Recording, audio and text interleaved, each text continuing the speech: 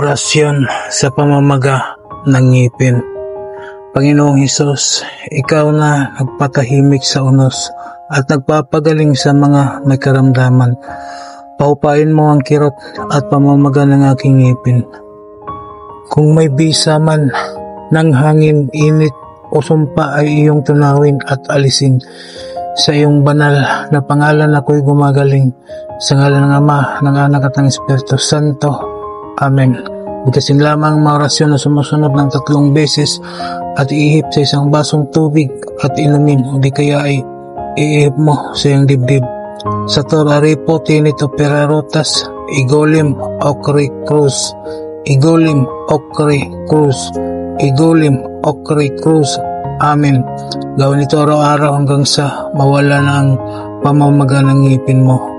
Maraming salamat sa mga tao na naniniwala at tumangkilik sa mga binahagi kong kaalaman.